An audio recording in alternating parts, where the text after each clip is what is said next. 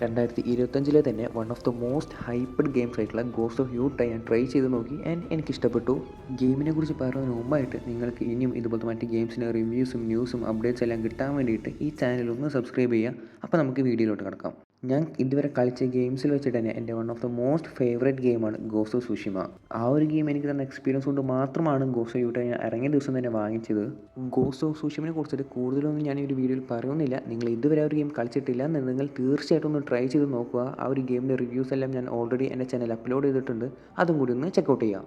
Ghost of യൂട്ടൈ around 5000 റുപ്പീസാണ് play station സ്റ്റോറിൽ ഇതിൻ്റെ ഒരു പ്രൈസ് വരുന്നത്. ആൻഡ് നിങ്ങൾക്ക് അറിയാവുന്ന പോലെ ഇത് പ്ലേ സ്റ്റേഷൻ എക്സ്ക്ലൂസീവ് ഗെയിമാണ്. സോ കറൻ്റ്ലി പ്ലേ സ്റ്റേഷനിൽ മാത്രം ഇത് അവൈലബിൾ ആയിട്ടുള്ളൂ. ചിലപ്പോൾ 1-2 വർഷത്തിനുള്ളിൽ തന്നെ പി സിയിലും എക്സ്ബോക്സിലൊക്കെ വരാം. എന്തായാലും ഞാൻ ആ ഒരു ഗെയിം വാങ്ങിച്ച് ട്രൈ ചെയ്ത് നോക്കി. ബട്ട് സ്റ്റിൽ എനിക്ക് ആ ഒരു ഗോസ്റ്റ് ഓഫ് സുഷിമ കളിച്ചപ്പോൾ കിട്ടിയ ഒരു ഫീലൊന്നും ഈ ഒരു ഗെയിമിൽ കിട്ടിയില്ല. അതിൻ്റെ മെയിൻ റീസൺ എന്താണെന്ന് വെച്ചാൽ ഞാൻ ഓൾറെഡി ഗോസ്റ്റ് ഓഫ് സുഷിമ കളിച്ചു. സോ ഈ ഒരു ഗെയിം കളിക്കുമ്പോൾ നമുക്കൊരു ഫ്രഷ്നെസ് കിട്ടില്ല. അതാണ് മെയിൻ റീസൺ. എന്ന് വെച്ച് ഗോസ്റ്റ് ഓഫ് യൂട്ടൈ മോശം ഗെയിമൊന്നുമല്ല, കിടിലൻ ഗെയിമാണ്. എസ്പെഷ്യലി അതിൻ്റെ വിഷ്വൽസും ഗ്രാഫിക്സും ഒക്കെ. ഗോസ്റ്റ് ഓഫ് സുഷിമയിലും എനിക്ക് ഇഷ്ടപ്പെട്ടത് അതിൻ്റെ ഗ്രാഫിക്സും വിഷ്വൽസാണ്. അതിനേക്കാൾ മികച്ചതായിട്ടാണ് ഗോസ്റ്റ് ഓഫ് യൂട്ടയിൽ ഇവർ എടുത്തു വെച്ചേക്കുന്നത്. എന്ത് രസമായിട്ടാണെന്ന് അറിയാം അവർ ആ ഒരു വേൾഡ് ക്രിയേറ്റ് ചെയ്തേക്കണത് തന്നെ. അതിൻ്റെ കൂടെ ക്യാമറയിലും മുന്നത്തെ ഗെയിമിൽ നിന്നും കുറച്ച് ചേഞ്ചസ് ആണ് ക്യാമറയിലും വരുത്തിയിട്ടുണ്ട്. കറക്റ്റായിട്ട് നമുക്ക് അതിൻ്റെ ബ്യൂട്ടി ആസ്വദിച്ച് കളിക്കാൻ പറ്റുന്ന രീതിയിലാണ് ഇവരെല്ലാം സെറ്റ് ചെയ്തേക്കണം. ആ ഒരു ഗെയിം കളിക്കുമ്പോൾ നിങ്ങൾക്ക് മനസ്സിലാവും എത്രത്തോളം ക്വാളിറ്റി ഉള്ള ഗെയിമാണ് അത് എന്നുള്ളത്. എസ്പെഷ്യലി നിങ്ങളൊരു ഹൈ ക്വാളിറ്റി ഉള്ള അല്ലെങ്കിൽ നല്ല വലുപ്പമുള്ള ഗെയിമിംഗ് മോണിറ്ററോ ടി വി ഒക്കെയാണ് യൂസ് ചെയ്യണമെന്നുണ്ടെങ്കിൽ കറക്റ്റ് നിങ്ങൾക്ക് അത് എക്സ്പീരിയൻസ് ചെയ്യാൻ പറ്റും. ഇനി ഇതിൻ്റെ ഒരു കോമ്പാറ്റ് സൈഡിലോട്ടൊക്കെ വരുമ്പോൾ അത്യാവശ്യം കിഡിലെ വെപ്പൺസ് എല്ലാം നമുക്ക് അവൈലബിൾ ആയിട്ടുണ്ട്. Similar to ghost of Tsushima അതേപോലെ വെപ്പൺസ് ആണ്. അതേപോലത്തെ ഒരു ഗെയിമിംഗ് മെക്കാനിസം തന്നെയാണ് വരുന്നത്. കോമ്പാറ്റ് മെക്കാനിസം അതുപോലെ തന്നെയാണ് വരുന്നത്. പക്ഷേ കുറച്ചുകൂടി കൂടുതൽ ക്യാമറ അഡ്ജസ്റ്റ്മെൻറ്റ് വരുത്തിയിട്ടുണ്ട്. കൂടുതൽ ഗ്രാഫിക്സ് ആഡ് ചെയ്തിട്ടുണ്ട്. കൂടുതൽ മൂവ്സ് സ്കിൽ സെറ്റ് കൂടുതൽ വെപ്പൺസ് എല്ലാം ആഡ് ചെയ്തിട്ടുണ്ട്. ഇതിൽ പിന്നെ വെപ്പൺസ് നമുക്ക് ത്രോ ചെയ്യാനുള്ള ഒരു ഓപ്ഷൻസ് ഉണ്ട്. അതായത് എനിമീസിൻ്റെ വെപ്പൺസ് അല്ലെങ്കിൽ അവിടെ എവിടെയെങ്കിലും കിടക്കുന്ന വെപ്പൺസ് എടുത്തിട്ട് നമുക്ക് എനിമീസിനെ നേരെ ത്രോ ചെയ്യാൻ പറ്റും. അതും നല്ലൊരു അപ്ഗ്രേഡ് ആയിട്ടാണ് എനിക്ക് ഫീൽ ചെയ്തത്. ഗെയിമിൽ കുറേ അപ്ഗ്രേഡ്സ് ഇവർ കൊണ്ടുവന്നിട്ടുണ്ട്. എസ്പെഷ്യലി നമ്മൾ യാത്രയൊക്കെ ചെയ്യുമ്പോൾ നമുക്ക് കുറേ എനിമൽസ് ബേർഡ്സിനെല്ലാം നമുക്ക് കാണാൻ പറ്റും. ഗോസ്റ്റ് ഓഫ് സുഷിമയിലൊന്നും ഇത്ര അധികം ഞാൻ കണ്ടിട്ടില്ല. ഇത് നല്ല രീതിയിൽ ഇങ്ങനെ എൻഗേജിങ് ആയിട്ട് പോകാൻ പറ്റും. നല്ല രസമാണ് അത് കാണാനും. അത് വിഷ്വലിയും നല്ല രസമായിട്ടാണ് അവർ ചെയ്തേക്കുന്നത്. ഇതുകൂടാണ്ട് PS5 ഡുവൽ സെൻസ് കൺട്രോളർ വെച്ചിട്ട് കുറച്ച് പരിപാടികളുണ്ട്. നമ്മുടെ സ്വോർഡ് ഫോർജ് ചെയ്യാൻ പറ്റും. അതായത് അപ്ഗ്രേഡൊക്കെ ചെയ്യാൻ നമ്മൾ തന്നെയാണ് നമ്മുടെ സ്വോർഡെല്ലാം അപ്ഗ്രേഡ് ചെയ്യുക. അതിന് വേണ്ടിയിട്ട് നമ്മൾ ചെയ്യുന്ന കുറച്ച് പരിപാടികളൊക്കെ ഉണ്ട് കൺട്രോളർ വെച്ചിട്ട്. അതൊക്കെ നല്ല രസമാണ്. അത് കൂടാതെ നമുക്ക് മീൻ പൊരിക്കാൻ പറ്റും. അതുപോലെ തീ ഉണ്ടാക്കാൻ പറ്റും. അങ്ങനെ കുറച്ച് കാര്യങ്ങളൊക്കെ ഒരു കൊണ്ടുവന്നിട്ട് രസമായിട്ട്. അതായത് കൺട്രോളർ മൊത്തമായിട്ട് ഇതിൽ നമുക്കിങ്ങനെ ഉപയോഗിക്കാൻ പറ്റും. ഓഫ് കോഴ്സ് നമുക്കറിയാം പ്ലേ സ്റ്റേഷൻ എക്സ്ക്ലൂസീവ് ഗെയിമാണ്. സോ എന്തായാലും അവർ ഈ കൺട്രോളർ ഒപ്റ്റിമൈസ് ചെയ്തിട്ട് മൊത്തമായിട്ട് യൂട്ടിലൈസ് ചെയ്യുന്ന രീതിയിൽ തന്നെ ആയിരിക്കും ഈ ഒരു ഗെയിം റിലീസ് ചെയ്യുക. ഇതിൻ്റെ ഒരു മാപ്പ് എന്ന് പറയുന്നത് അത്യാവശ്യം വലുതാണ്. Especially compare to ghost of Tsushima. Story പ്രോഗ്രഷനും ഈ ഒരു ഗെയിമിൽ കുറച്ച് ഡിഫറെൻ്റ് ആയിട്ടാണ് ഇവർ ചെയ്തേക്കുന്നത്. അതായത് നമുക്കൊരു ഡയറക്റ്റ് അപ്രോച്ച് അല്ല, പകരം നമ്മൾ ഓരോ സ്ഥലത്ത് പോവുക, ഓരോ ആൾക്കാരെ മീറ്റ് ചെയ്തിട്ട് ഓരോ ക്ലൂ എല്ലാം കണ്ടുപിടിച്ചിട്ട് അതിനനുസരിച്ചിട്ട് വേണം നമുക്ക് മെയിൻ സ്റ്റോറി കളിക്കാൻ വേണ്ടിയിട്ട്. അതും എനിക്ക് മെയിൻ സ്റ്റോറി മാത്രമല്ല ബാക്കിയുള്ള പല സൈഡ് മിഷനും അങ്ങനെയാണ്. അതും എനിക്ക് ഇച്ചിരി വെറൈറ്റി ആയിട്ട് ഫീൽ ചെയ്തു. അതെനിക്ക് പേഴ്സണലി എനിക്കതും ഇഷ്ടപ്പെട്ടു. ഈ ഒരു ഗെയിമിൻ്റെ ഒന്നും കൂടി ഒരു ഇൻഡെപ്ത് ആയിട്ടുള്ളൊരു വീഡിയോ ഞാൻ ഓൾറെഡി എൻ്റെ ഒരു ചാനൽ അപ്ലോഡ് ചെയ്തിട്ടുണ്ട്. ഗോസ്റ്റ് ഓഫ് യൂട്ടൈ വാട്സ് ന്യൂ എന്ന് പറഞ്ഞിട്ട്. അതിലൊന്നും കൂടി കറക്റ്റായിട്ട് എന്തൊക്കെ ചേഞ്ചസ് ആണ് ഈ ഒരു ഗെയിമിൽ കൊണ്ടുവന്നേക്കുന്നത് എന്നൊക്കെ ഒന്നും കൂടി ഡീറ്റെയിൽ ആയിട്ട് പറഞ്ഞിട്ടുണ്ട്. നിങ്ങൾ എന്തായാലും ആ ഒരു വീഡിയോ ഒന്ന് ചെക്കൗട്ട് ചെയ്യുക. ഇതിൽ പിന്നെ ഞാൻ മുന്നത്തെ എൻ്റെ ഗോസ്റ്റ് ഓഫ് യൂട്ടൈയുടെ വീഡിയോയിൽ പറഞ്ഞ പോലെ തന്നെ വട്ടനാബെ മോഡ് എന്ന് പറഞ്ഞൊരു മോഡ് ഉണ്ടായിരുന്നു.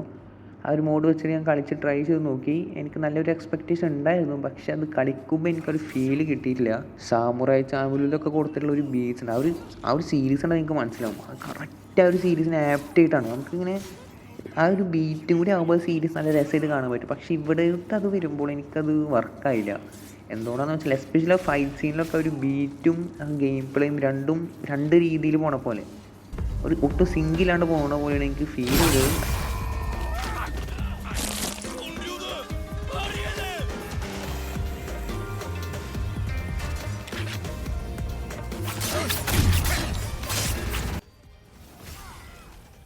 അതെല്ലാവർക്കും അങ്ങനെ ആവണമെന്നില്ല, ഞാൻ ജസ്റ്റ് പറഞ്ഞെന്നുള്ളൂ. പിന്നെ പല സ്ഥലത്തും ഇതിൻ്റെ ഫിസിക്സും കുറച്ച് പോരായ്മകൾ പോലെ തോന്നിയിട്ടുണ്ട്. എസ്പെഷ്യലി നമ്മളൊരു കുതിരമ നമ്മൾ പോകുമ്പോൾ കുതിരനെ വീഴ്ത്താൻ വേണ്ടിയിട്ട് അവർ കയറ് കെട്ടിയിട്ടുണ്ട്. പക്ഷേ ആ കയറ് ഒരിക്കലും നമ്മളെ എഫക്റ്റില്ല. അതായത് നമ്മൾ നടന്നു പോകുമ്പോൾ നമുക്ക് ആ കയറിൻ്റെ ഉള്ളിൽ കൂടി നടന്നു പോകാൻ പറ്റും.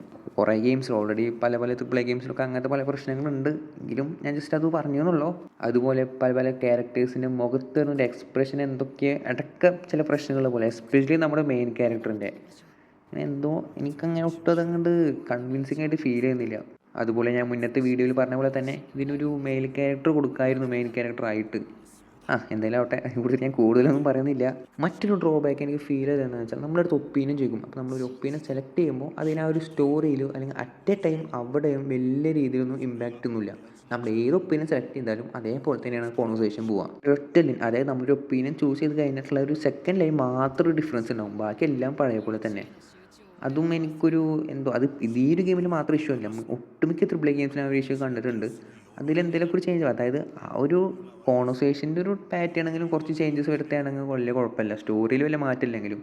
ഇത് കോൺവെർസേഷൻ്റെ പാറ്റേണും സെയിം ആയിട്ടാണ് പോകുന്നത്. ശരിയാണ്, നമ്മൾ ജസ്റ്റ് ഒന്ന് എൻഗേജിങ് ആക്കാൻ വേണ്ടിയിട്ടാണ് അവർ ആ ഒരു ഒപ്പീനിയൻ്റെ അത് അവിടെ കൊടുക്കുന്നത്, എങ്കിലും എന്തെങ്കിലും കുറച്ചുകൂടി ഒരു ഡിഫറൻസ് അതിൽ കൊടുക്കായിരുന്നു. സ്റ്റോറീനെ കുറിച്ചിട്ട് ഞാനിപ്പോൾ പറയുന്നില്ല, കാരണം എന്താണെന്ന് വെച്ചാൽ ഞാനൊരു ഗെയിം മൊത്തമായിട്ട് കംപ്ലീറ്റ് ചെയ്തിട്ടില്ല. ഞാൻ ഏകദേശം ഒരു പകുതി കഴിഞ്ഞിട്ടുണ്ട്, എത്തിയിട്ടുള്ളൂ.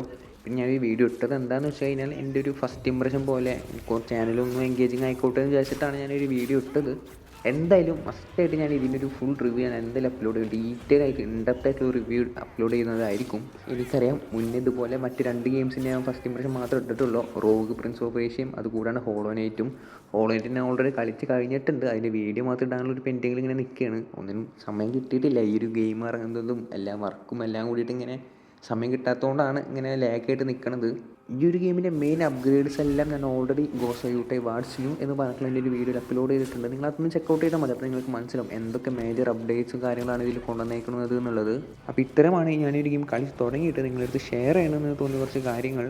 മുന്നേ ഞാൻ പറഞ്ഞ പോലെ എന്തായാലും ഈ ഒരു ഗെയിം കളിച്ചതിന് ശേഷം ഒരു ഇൻഡെപ്ത് ആയിട്ടുള്ള റിവ്യൂ, കുറച്ചും കൂടി ലെങ്ത് ആയിട്ടുള്ള കുറച്ചും കൂടി ഡീറ്റെയിൽ ആയിട്ടുള്ള ഒരു റിവ്യൂ ഞാൻ എന്തായാലും ഇടുന്നതായിരിക്കും. നെക്സ്റ്റ് വീഡിയോ എന്തായാലും അതായിരിക്കും. അപ്പോൾ ഈ വീഡിയോയുടെ അവസാനിക്കുകയാണ്. നിങ്ങൾക്ക് ഈ വീഡിയോ ഇഷ്ടപ്പെട്ടെങ്കിൽ ലൈക്ക് ചെയ്യുക, സബ്സ്ക്രൈബ് ചെയ്യുന്ന കാര്യം കൂടി ഒന്ന് ആലോചിക്കാം. അപ്പോൾ ഓക്കെ, ബൈ.